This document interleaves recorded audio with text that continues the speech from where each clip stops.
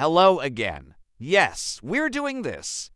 And yes, I'm still your charming host with a suspicious amount of fossil opinions. Today's topic: the one thing that unites all scientists, from anthropologists to archaeologists to that guy with the broken microscope, making mistakes. Because science is the only field where screwing up is not just expected, it's part of the job.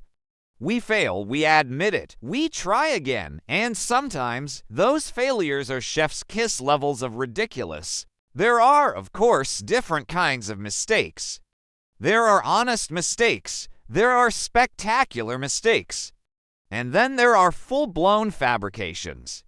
The kind that belong more in a crime podcast than a science journal. Anthropology has had a few of these. Let's call them creative reinterpretations of reality.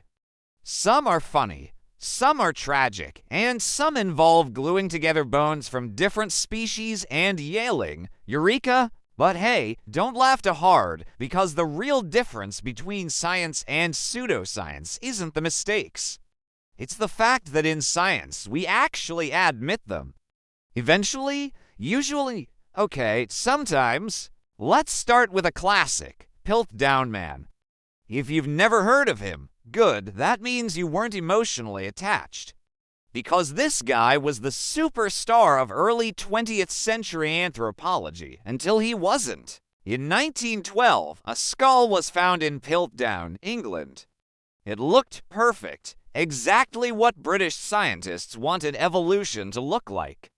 Big brain, ape-like jaw, basically Darwin with dentures. It was hailed as the missing link. Museum displays, textbooks, university lectures, all built around this elegant British ancestor, optional, except it was fake. The skull was human. The jawbone from an orangutan. Someone literally filed down the teeth to make them fit. Yes, filed, with tools. It took over 40 years for anyone to say, wait, this smells like nonsense. When tests were finally run, the truth came out. Piltdown Man was a Frankenstein fossil. Anatomically incorrect, scientifically embarrassing, and kind of hilarious. Who did it? No one knows for sure. Suspects include the guy who found it, a jealous scientist, and even Arthur Conan Doyle. Yes, Sherlock Holmes's creator might have pranked the entire field of anthropology. But the real question is, how did this obvious fake fool the smartest people in science? For 4 decades, answer, they wanted to believe it. Never underestimate the power of wishful thinking, especially in Tweed. Not every mistake is a fraud. Some are just classic human error. Like picking up puzzle pieces from 3 different boxes and shouting, "Guys, I finished the dinosaur." In anthropology, this happens more than you'd think. You dig up some bones, a jaw here, a femur there, a chunk of skull 5 meters away. You assume they all belong to the same creature. Logical, yes, accurate. Sometimes not even close. In several cases, early scientists combined bones from different individuals, even different species, and thought they discovered a brand new human ancestor. Spoiler, they hadn't. They'd just invented prehistoric Mr. Potato Head. Why does this happen? Because fossils are rare. And when you find one, you want it to matter. You want to be the discoverer of something big. And if that means forcing a knee bone to fit a pelvis it never met, well, science has glue. These weren't hoaxes. No one was filing orangutan jaws in the back room. But they were hopeful guesses. Educated guesses. Guesswork in a lab coat. The good news, we usually catch these errors, eventually. New finds come in, better comparisons are made. And sometimes someone in the back raises a hand and says, guys, I think this thigh bone belongs to a buffalo. Sometimes the mistake isn't in the bones, it's in the brain. Not because scientists are dumb, but because they're human. And humans are great at seeing what they want to see. For example, In the 19th century, European scientists often imagined early humans as dirty, hunched, dark-skinned, and dumb. Why? Because it helped justify colonialism. If your ancestors were more advanced, then hey, you must be right about everything. So naturally, fossils were interpreted through this lens. Big brains, civilization, small jaws, barbarism. Heavy brow ridges, clearly a savage. Unless it's a Victorian gentleman, then it's just masculine features. Even today, science isn't immune. We still carry biases. If a skull looks gracile, we might say it's female. If it looks robust, we might say male. Even when there's no actual evidence for that call, just vibes. And those vibes are dangerous because once an idea enters the textbooks, it sticks.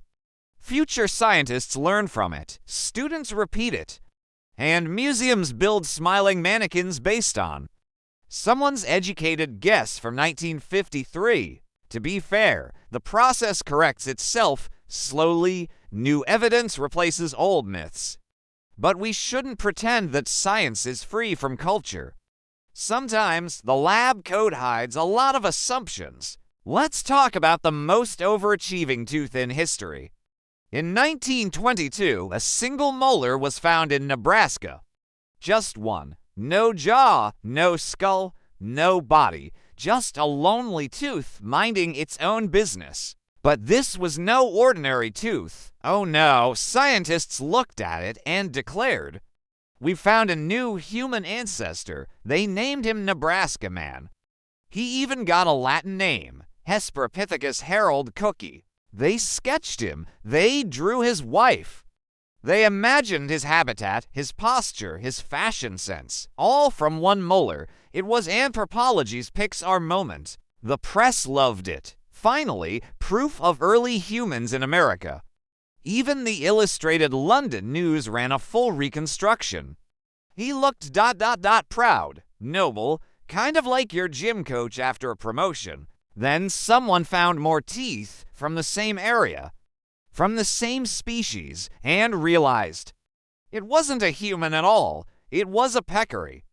Basically, a wild pig. Yes, the legendary Nebraska Man was a pig. Well, pig adjacent, but by then, the damage was done.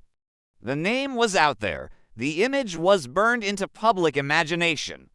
The molar had gone viral. Moral of the story, never build a whole ancestor from a single tooth. Especially not one that could have belonged to lunch. So, what have we learned? Scientists mess up, sometimes in big ways. Sometimes hilariously, and sometimes with pig teeth. But here's the thing, that's not a weakness of science, it's the whole point. Science isn't about being right all the time. It's about getting less wrong, step by awkward step. Every mistake leaves behind a trail, a question to revisit, a method to improve, a laugh to nervously share at conferences. And unlike pseudoscience, science doesn't double down when it's wrong. Eventually, it says, okay, yeah, that one's on us. Then it revises, retests, and rewrites the textbooks. Sometimes with whiteout, sometimes with fire. So when you hear someone say, well, scientists keep changing their minds, remember, that's not a bug, that's a feature. Because minds that never change are how you get flat earth societies. In the end, science isn't perfect, but it learns. And for a species that once mistook a pig tooth for a missing link, that's pretty impressive.